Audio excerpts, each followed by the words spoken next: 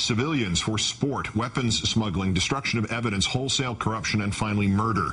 In our third story in the countdown, a full-fledged criminal enterprise executed by the military contractors known formerly as Blackwater, according to the sworn testimony of two of its employees. The Nation's Jeremy Scahill, who broke the story, joins us in a moment. The details come straight from two sworn affidavits filed late last night by persons whose identities have been sealed to protect their identity, men who have previously cooperated with federal prosecutors in the criminal inquiry into Blackwater. From John Doe No. 2, a former member of Blackwater's management team, quoting the affidavit, it appears that Mr. Eric Prince, Blackwater's founder, and his employees murdered or had murdered one or more persons who have provided information or who were planning to provide information to the federal authorities about the ongoing criminal conduct. On several occasions after my departure from Mr. Prince's employ, Mr. Prince's management has personally threatened me with death and violence. John Doe No. 2 also stating that Mr. Prince, pictured here, smuggled unlawful weapons into Iraq, including sawed-off semi-automatic machine guns with silencers and illegal hand grenades.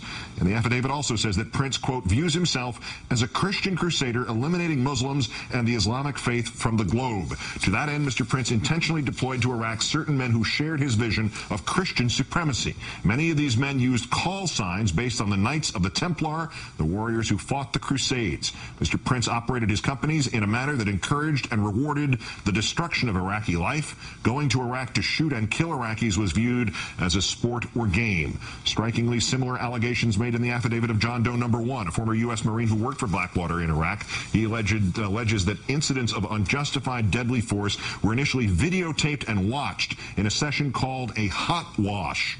Blackwater, now known as Z Services, spelled XE, maintains that Mr. Prince and the company are innocent of any wrongdoing and performed their duties on behalf of their employer, the State Department. Joining me now, as promised, the contributor to The Nation magazine and author of Blackwater, The Rise of the World's Most Powerful Mercenary Army, Jeremy Scahill. Good to see you. Thanks for coming in. Thanks for having me back, Keith. As horrific as all this sounds, it's just part of what you described in the piece today. Flesh it out for us. Well, I mean, obviously, to hear the term murder and Blackwater in the same sentence is no great surprise, particularly to people who've been following the history of this company.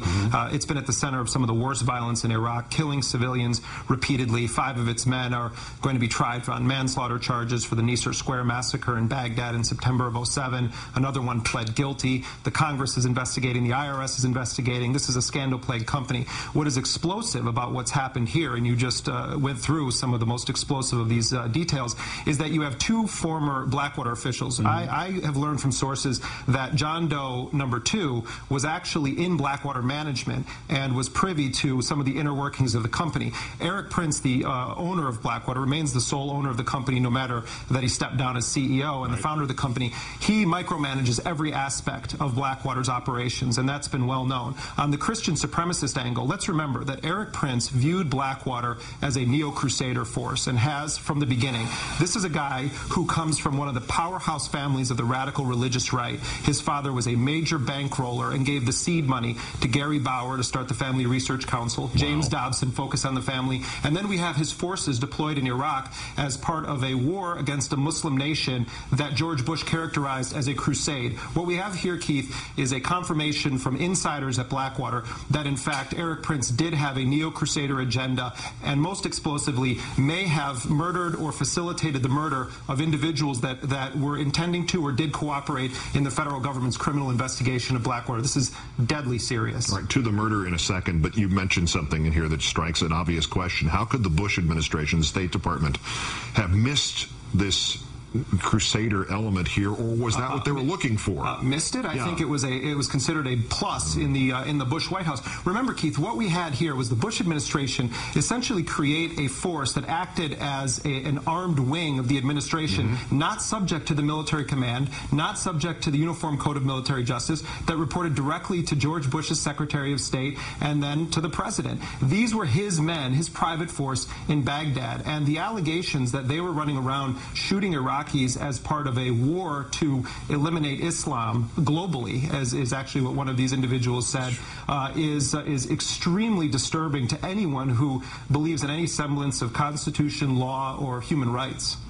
some specifics, what you know about this is a strong term, murder, in court documents. This is under oath. This is not somebody throwing something up against a wall to see if it'll stick. Are we talking about something related to the 2007 Baghdad massacre, or something here? It's unclear, but this is what I'll tell you what I do know about this, Keith. The fact of the matter is that these individuals in these sworn depositions provided those depositions to lawyers, Susan Burke and the Center for Constitutional Rights, that are suing Blackwater on behalf of Iraqis killed by Blackwater operatives in Iraq. They're suing them in civil litigation. What we do know is that these same individuals say that they gave this identical information to the federal government, one of them in grand jury testimony, as part of the ongoing criminal investigation. When I called the Justice Department and asked specifically, are you investigating Eric Prince on allegations that he was involved with murder, the Justice Department interestingly said that they would not confirm or deny any actions that they may or may not be taking against uncharged individuals. Eric Prince, according to the lawyers suing Blackwater, could be eligible for murder charges in both Virginia and the state of North Carolina under existing law. That's the argument they're making in their motion that was filed late last night in the Eastern District of Virginia.